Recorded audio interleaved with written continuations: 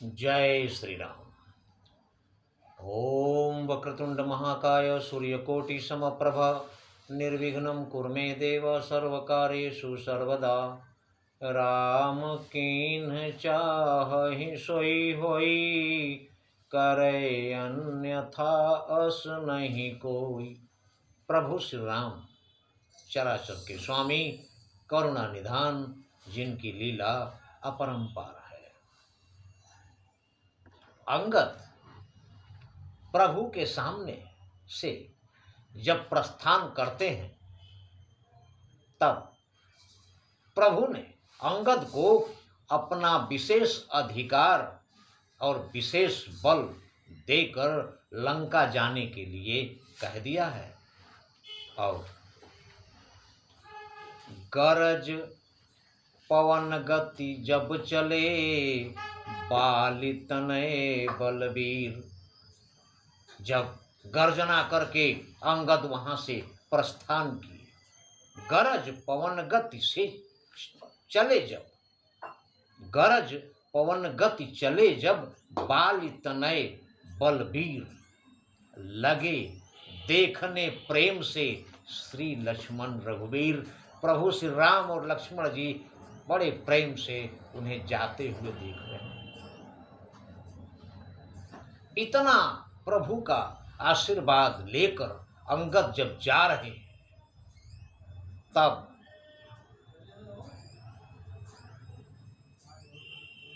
प्रभु प्रताप उर सहज असंका, रन बांकुरा बाल बाली सुत बंका। प्रभु श्री राम का प्रताप अपने हृदय में धारण करके रण बांकुरा, रण योद्धा अंगद जा रहे हैं। और जैसे ही पहुंचते हैं वहां पर, पग प्रहार, पैर के प्रहार से, पग प्रहार,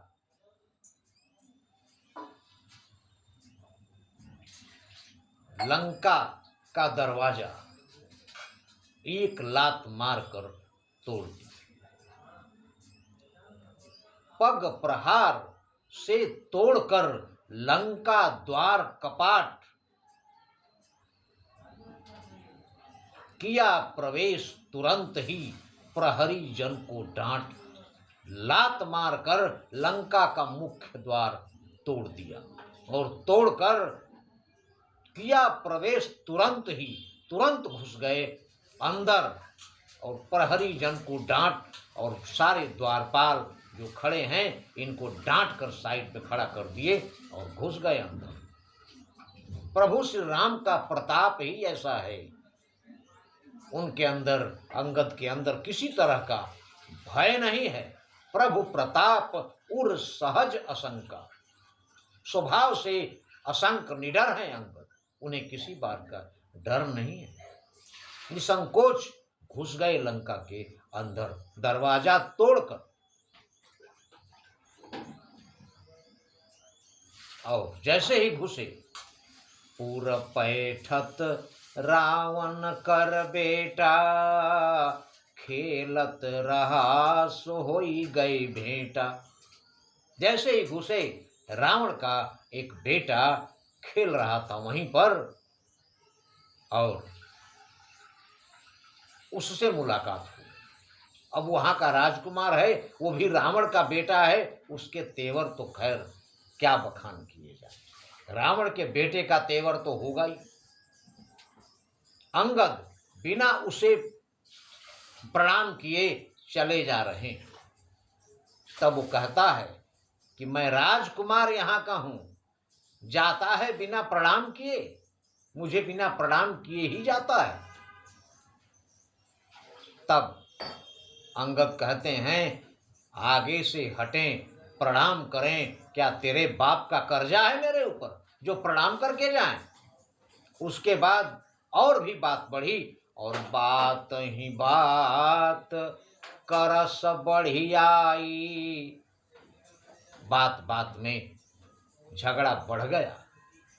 और बढ़ना स्वाभाविक है, क्योंकि जुगल अतुल बल पुनि तरुणाई, दोनों ही महाबलवान योद्धा हैं और पुण्य तरुणाई और जवान भी हैं, दोनों जवानी में हैं और अतुलनीय योद्धा हैं दोनों हैं रणकेसरी, दोनों राजकुमार, दोनों ही योद्धा हैं, दोनों राजकुमार भी हैं, कोई किसी से कम नहीं है। इसलिए झगड़ा बढ़ गया और बढ़ने के बाद ते ही अंगद कहूं लात उठाई, उसने अंगद को मारने के लिए अपना पैर ऊपर किया।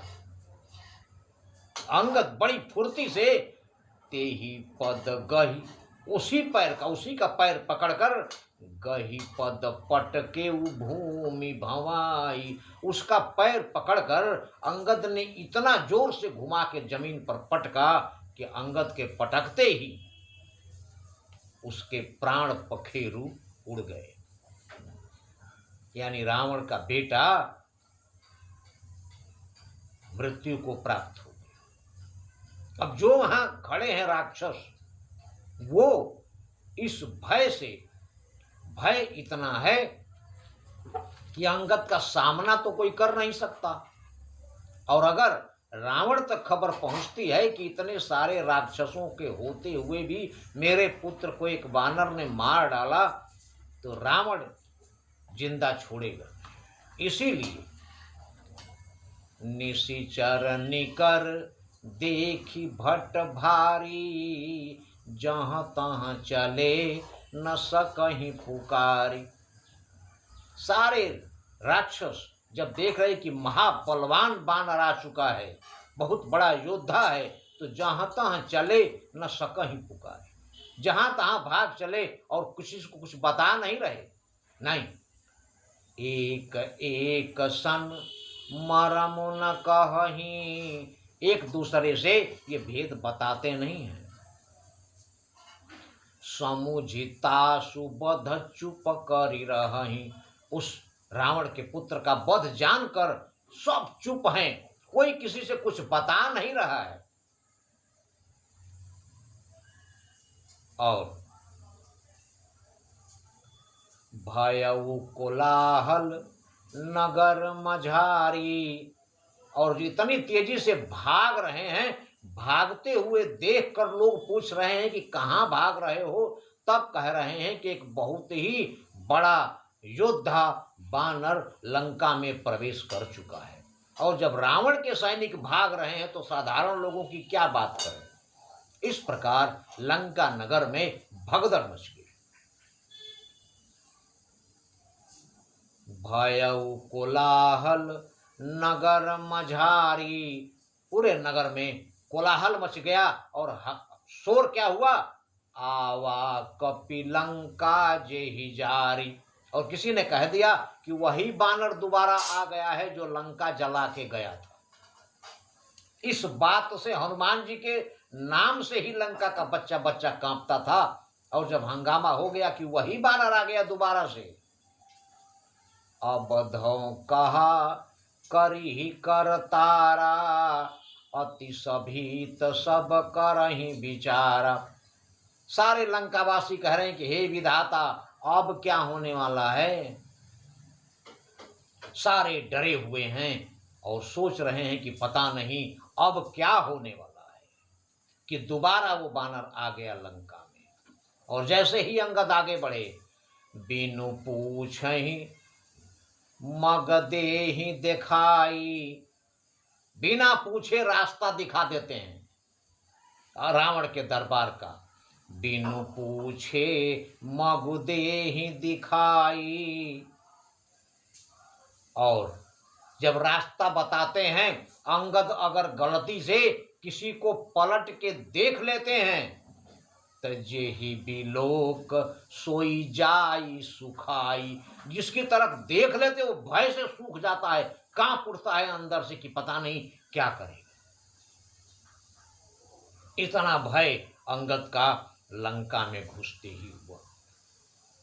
और गयऊ सभा दरबार तब, सुमेरि राम पद कंज।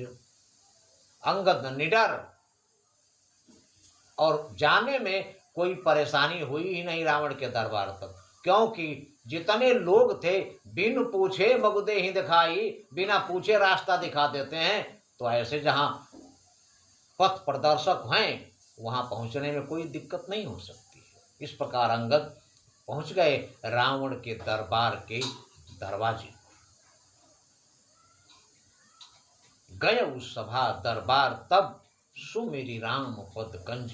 प्रभु श्री राम के चरण कमलों को याद करते हुए अंगद पहुंच गए रावण के दरबार के दरवाजे पर। वहां जाकर सिंह ठवन इत उत चिताओ, धीर वीर बलपुंज। अंगद धीर हैं, वीर हैं, बल के भंडार हैं। वो इन राक्षसों से क्या भयभीत होंगे। तो जिस प्रकार शेर खड़ा होकर और निडर होकर जहां खड़ा है इधर उधर देखता है, उसी प्रकार सिंह ठवन इत उत चितौ, सिंह की तरह अंगद रावण के दरबार के दरवाजे पर खड़े होकर इधर उधर देख रहे हैं। मन में किसी तरह का कोई भय या शंका नहीं है, क्योंकि आनंद कंद मर्यादा पुरुषोत्तम भगवान श्री राम ने अंगद को विशेष अधिकार और विशेष बल देकर भेजा है।